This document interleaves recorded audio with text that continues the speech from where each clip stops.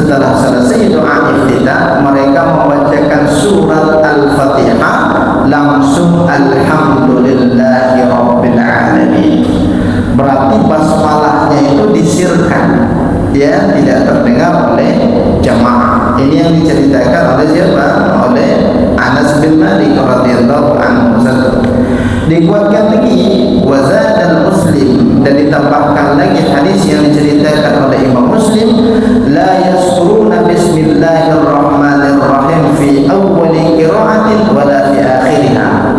Mereka tidak membacakan basmalah baik di awal daripada Al-Fatihah dan di akhir daripada Al-Fatihah. Di akhir Al-Fatihah apakah ada bismillah lagi? Ketika hendak membacakan surat setelah Al-Fatihah, berarti basmalah itu tidak terdengar dalam satu qaul yang pertama. Kemudian qaul yang kedua, ini An-Nu'aymil Mujmir, shallaitu wara'a Abu Hurairah. Aku pernah, kata Nu'aymin itu, salat di belakang daripada Abu Hurairah. Kebetulan imamnya Abu Hurairah, berarti Rasulullah sudah wafat.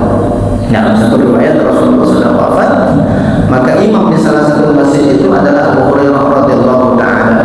Maka apa kata Nu'aymin? Faqara'a bismillahirrahmanirrahim thumma qara'a bi ummil Qur'an.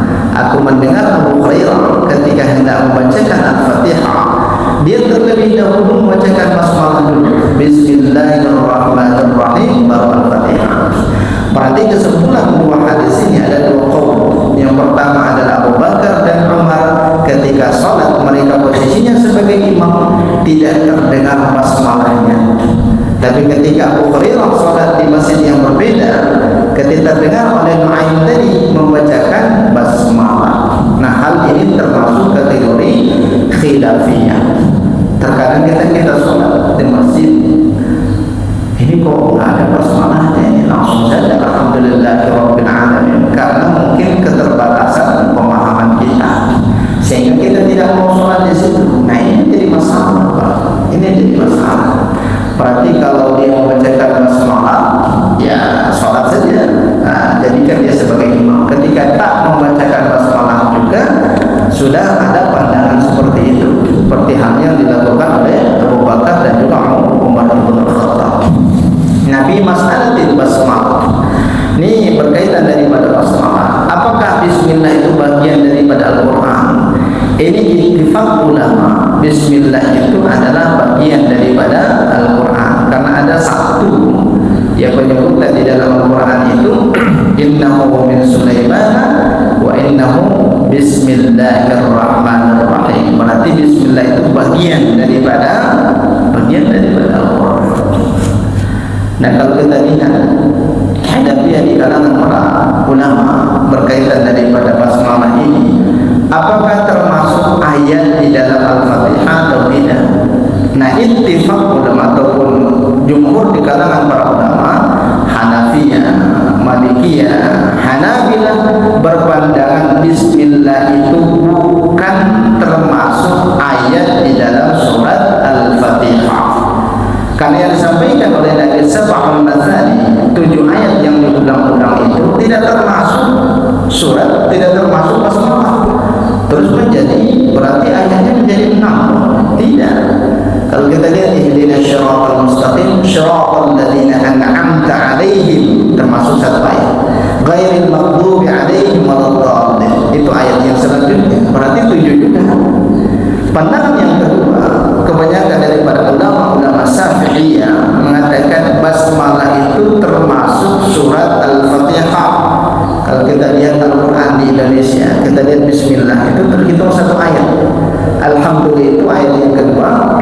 Tapi syiratal ladzina an'amta 'alaihim ghairil maghdubi 'alaihim waladdallin digabungkan menjadi satu ayat. Berarti termasuk ataupun sama juga seperti yang disampaikan oleh Nabi Sab'ul Mathani, 7 ayat yang diulang-ulang.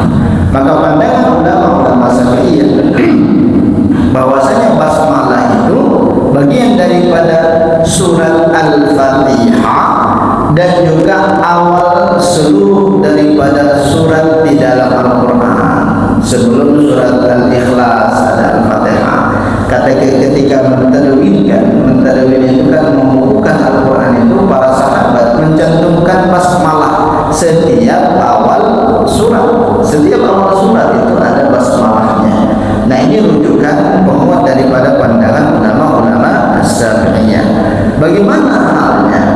dengan surat yang diambil di rukuknya ataupun diambil di pertengahan daripada surat itu, apakah tetap membacakan basmalah? Itu jaiz. Jaiz dalam artian mau baca bismillah silakan, mau tidak membacakan bismillah juga silakan. Tapi lebih kuat pandangan tidak membacakan bismillah karena dimulai dari pertengahan ayat, bukan di awal daripada ayatnya. Nah, begitu juga rakaat pertama ataupun rakaat yang kedua. Tapi ketika ada imam kita yang membacakan basmalah juga tidak ada masalah, ya. Tidak ada permasalahan di situ. Karena keistimewaan bacakan basmalah itu kan luar biasa. Kullu amrin jibalin la yubda'u bismillahi fa huwa akhtha.